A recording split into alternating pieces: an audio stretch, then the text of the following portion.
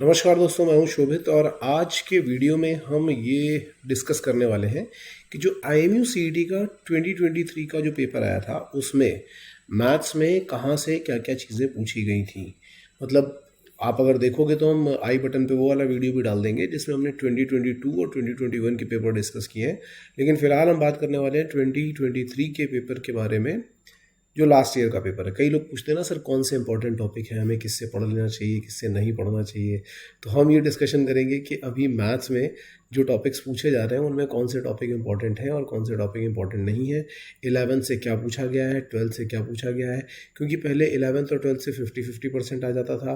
Last year भी वैसे 11th का अच्छा खासा पूछा गया था, लेकिन इस बार 11th क्लास में ध्यान से देखो, कॉम्प्लेक्स नंबर, सर्कल और कोनिक्स, केवल इन तीनों से पूछा गया है।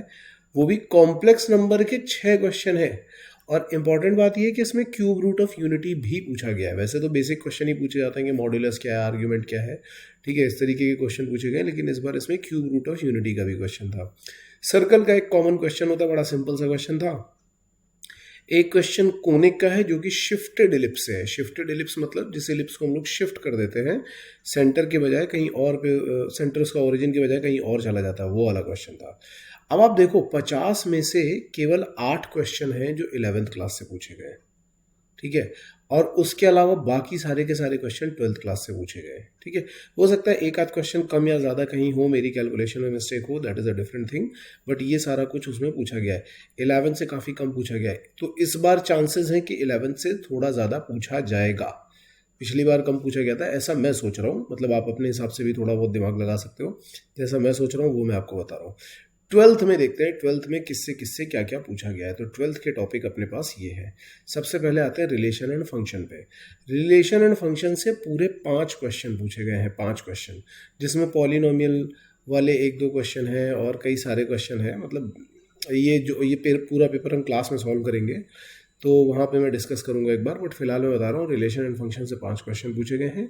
इनवर्स ट्रिग्नोमेट्रिक फंक्शन से 4 क्वेश्चन पूछे गए हैं। तो एक चीज़ तो ये भी है कि भाई ट्रिग्नोमेट्री हमें पढ़ लेनी चाहिए। 11th क्लास की ट्रिग्नोमेट्री यहाँ दिखाई नहीं पड़ रही है, लेकिन ट्रिग्नोमेट्री का यूज़ ITF में बहुत होता है, इसलिए ट्रिग्नोमेट्री हमें हमेशा पढ़ करके ही जानी चाहिए। एक क्वेश्चन कॉन्टीन्यूटी का है। डिफरेंशिएशन का एक क्वेश्चन है जो कि पैरामीट्रिक डिफरेंशिएशन टाइप का क्वेश्चन है, और उसमें डबल डिफरेंशिएशन पूछा गया था, पैरामीट्रिक का डबल डिफरेंशिएशन। फिर इसके बाद एप्लीकेशन ऑफ डेरिवेटिव के 2 क्वेश्चन हैं, और ये दोनों ही काफ़ी कॉम्प्लिकेटेड क्वेश्चन है, आसान क्वेश्चन नहीं है, ये दोनों ही काफ़ी कॉम्प्लिकेटेड क्वेश्चन है। देखो पेपर जो बनाया गया ना, अभी एंड तक मतलब एक्सप्लेन करने के बाद मैं बताऊंगा कि ये कैसे क्या बनाया गया है, किसने, और ये भी बता दूंगा किसने बनाया और वो इंसान कहाँ से था, सारी चीज़ें बता दूंगा मैं। ये फ़ायदा होता है यार एक्चुअली, आप अगर जब कई अलग अलग जगह पर पढ़ाते हो ना, जैसे मैंने कोटा में भी पढ़ाया, दिल्ली में पढ़ाया, मुंबई में पढ़ाया, दोबारा से मैं गुड़गांव में पढ़ा रहा हूँ, JEE के लिए भी पढ़ा चुका हूँ, तो ये सारी चीज़ें पता लग जाती हैं कि कहाँ से क्या क्या चीज़ें बना करके पूछी जा रही हैं। इनडेफिनेट इंटीग्रेशन के 2 बिल्कुल बेसिक क्वेश्चन थे। डेफिनेट इंटीग्रेशन के 2 प्रॉपर्टी बेस्ड क्वेश्चन थे, बिल्कुल directly property based question. Differential equation के 5 क्वेश्चन थे, और मतलब इजी से लेकर के डिफिकल्ट तक सब कुछ। लीनियर डिफरेंशियल इक्वेशन भी था, ऑर्डर एंड डिग्री भी पूछा गया था, डिफरेंशियल इक्वेशन फ्रेम करने के लिए भी पूछा गया था। मतलब बड़े क्वेश्चन भी थे, 3 क्वेश्चन बड़े थे इसमें, ठीक है। वेक्टर के 4 क्वेश्चन, डॉट प्रोडक्ट वाले क्वेश्चन होते हैं या मॉड वाले क्वेश्चन है, तो इस तरीके से वेक्टर के 4 क्वेश्चन थे, लेकिन चारों आसानी थे। 3D से इस बार एक भी क्वेश्चन नहीं पूछा गया है। वैसे 3D से भी क्वेश्चन पूछा जाता है, लेकिन चलो वेक्टर एंड 3D मिला करके भी देखें तो 4 ही है। इस बार वेक्टर कम पूछेंगे तो 3D ज़्यादा पूछेंगे, ऐसा कुछ होना चाहिए। लेकिन सबसे ज़्यादा चौंकाने वाली बात है प्रोबेबिलिटी की। प्रोबेबिलिटी से पूछे गए हैं 6 क्वेश्चन, 50 में से 6 क्वेश्चन प्रोबेबिलिटी से पूछे गए हैं। लीनियर प्रोग्रामिंग से 3 क्वेश्चन पूछ लिए गए हैं, ठीक है, जो कि CBSE में आता भी है। लॉजिकल स्टेटमेंट से 2 क्वेश्चन पूछे गए, जबकि देखा जाए तो ये NCERT के सिलेबस का पार्ट नहीं है, ठीक है। और मैट्रिक्स से पूछे गए हैं 5 क्वेश्चन। अब देखो इसमें अगर कोई चैलेंज करना चाहे ना IMU को, तो चैलेंज भी कर सकता है। क्यों चैलेंज कर सकता है? क्योंकि IMU वाले जनरली बोलते हैं 11th एंड 12th का सिलेबस। अब हमारे पूरे देश में जो 11th और 12th का सिलेबस, मतलब जो सबसे बड़ा बोर्ड है वो CBSE बोर्ड है।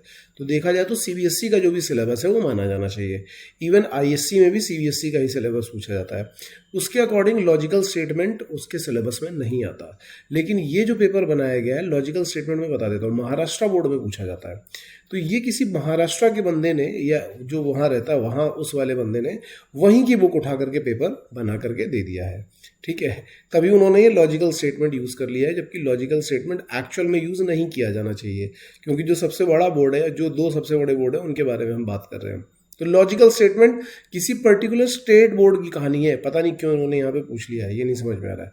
हाँ, लेकिन अगर देखा जाए तो देखो 12th क्लास में काफ़ी इवनली डिस्ट्रीब्यूट हुआ है मैट्रिक्स एंड डिटर्मिनेंट्स। वैसे डिटर्मिनेंट के क्वेश्चन नहीं है सारे के सारे मैट्रिक्स के क्वेश्चन, लेकिन जैसे हम लोग एक वो बना देते हैं ना कि हाँ मैट्रिक्स एंड डिटर्मिनेंट से क्या पूछा जाएगा, तो आप ये मान के चलो कि 4-5 क्वेश्चन इस बार मैट्रिक्स के हैं, हो सकता है इस बार 24 में डिटर्मिनेंट के क्वेश्चन भी हो, पीएनसी एंड प्रोबेबिलिटी के 6 क्वेश्चन। हालांकि अगर देखा जाए तो मैट्रिक्स में 1-2 क्वेश्चन ऐसे भी थे जो परम्यूटेशन और कॉम्बिनेशन वाले ही थे, लेकिन क्योंकि वो मैट्रिक्स से रिलेटेड थे इसलिए मैंने उसको इसमें डाला है। एलपीपी, हाँ ये सीबीएसई बोर्ड में रहता है, इसके 3 क्वेश्चन पूछे गए, ठीक है। वेक्टर 3D, तो वेक्टर से ही पूछे गए, 3D से नहीं पूछे गए, इस बार चांसेस है कि 3D से भी पूछे जाएंगे। डिफरेंशियल इक्वेशन, देखो मैं हर बार बोलता हूँ कि जो अपनी जो इंटीग्रल कैलकुलस है ना, जैसे इंटीग्रेशन, ये इंटीग्रेशन, इस बार एरिया अंडर द कर्व का क्वेश्चन नहीं था, पहले एरिया अंडर द कर्व के क्वेश्चन भी पूछे जाते हैं रहे हैं। तो अगर यहाँ से देखोगे तो 5, 2, 7, 2, 9 क्वेश्चन है, 50 में से 9 क्वेश्चन है जो ये जो इंटीग्रल कैलकुलस वाले में से आते हैं। डिफरेंशियल वाले में से देखोगे तो 2 और 1 3, अगर आप कॉन्टिन्यूटी को भी उसमें ऐड कर दोगे तो 4 आ गए हैं। लिमिट इस बार बिल्कुल नहीं पूछा गया है, हालांकि लिमिट कॉन्टिन्यूटी डिफरेंट, पहले लिमिट के भी क्वेश्चन काफ़ी पूछे जाते थे, बट इस बार नहीं पूछा गया है, मतलब इस बार आने के चांसेस ज़्यादा हैं। आईटीएफ और फंक्शन, मतलब ये थोड़ा सा अजीब लगा कि रिलेशन फंक्शन और आईटीएफ से ही 9 क्वेश्चन पूछ लिए गए, ठीक है। ये जनरली कभी होता नहीं है, लेकिन ये इस बार ही हुआ है। और अगर देखा जाए तो इवन डिस्ट्रीब्यूशन के लिए थोड़े क्वेश्चन यहाँ पे भी होने चाहिए, जैसे इन्होंने केवल एक कॉम्प्लेक्स नंबर के ही 6 क्वेश्चन पूछ लिए, ना क्वाड्रेटिक इक्वेशन पूछी है, ना बाइनोमियल पूछी है, ना सीक्वेंस एंड सीरीज पूछी है, कुछ नहीं पूछा, केवल कॉम्प्लेक्स नंबर के 6 क्वेश्चन। तो ये पेपर देखा जाए तो उतना ज़्यादा बैलेंस नहीं है मेरे अकॉर्डिंग। मतलब अगर सपोज करो कि मुझे 11th भी पूछना और 12th भी पूछना है, और मैं एक बार ये भी मान लूँ कि 11th में कम ही क्वेश्चन पूछेंगे, तो भी 50 में से कम 20 क्वेश्चन पूछे जाने चाहिए थे, और वो भी थोड़ा सा डिस्ट्रीब्यूट करके, कि थोड़े कॉम्प्लेक्स नंबर के, थोड़े क्वाड्रेटिक के, थोड़े इसके, तो थोड़ा डिस्ट्रीब्यूट करके रहता। लेकिन ये थोड़ा अजीब सा हो गया। अब कोई बच्चा ये नहीं बोल सकता कि हम, अब कॉम्प्लेक्स नंबर इंपॉर्टेंट टॉपिक है, पिछली बार भी 4-5 क्वेश्चन थे, इस बार 6 क्वेश्चन पूरे कर दिए गए। लेकिन पहले जैसे क्वाड्रेटिक भी पूछा गया था, पहले बाइनोमियल भी पूछा जा चुका है, पीएनसी भी पूछी जा चुकी है, तो उस तरीके का होना चाहिए। बट चलो ठीक है, जो भी है। तो मैंने आपको ये बता दिया है कि यार देखो ऐसा है पेपर पैटर्न मैथमेटिक्स का 2023 का, ये पेपर क्लास में सॉल्व भी होगा। और हाँ, इन सब चीज़ों के साथ साथ में मैं एक चीज़ और भी बोलना चाहता हूँ कि यार अगर तुम लोग रिगरसली प्रिपेयर करना चाहते हो, ठीक है, ये 50 क्वेश्चन ऐसे हैं कि इनमें से 45 बहुत आराम से किए जा सकते हैं, बहुत ही ज़्यादा आराम से किए जा सकते हैं। तो अगर तुम ढंग से प्रिपेयर करना चाहते हो तो जो बैच स्टार्ट हुआ है 15 मार्च वाला, जो होने वाला है, अगर आप अभी देख रहे हो तो जो होने वाला है, या बाद में देख रहे हो तो जो 15 मार्च से बैच स्टार्ट होने वाला है, उसको फटाफट ज्वाइन कर लो यार, क्योंकि उसमें हम लोग 8 से 9 घंटे तक क्लास रखेंगे डेली बेसिस पे, और कोशिश ये करेंगे कि जितने भी इंपॉर्टेंट टॉपिक्स हैं और जितने भी प्रीवियस पेपर्स हैं सब खत्म कर दें, ठीक है। तो टारगेट ये रहेगा कि आपकी रैंक बढ़िया टॉप 3-4 के अंदर लेकर के आई जाए। Okay, so with this information, Shobhit signing off, all the best guys.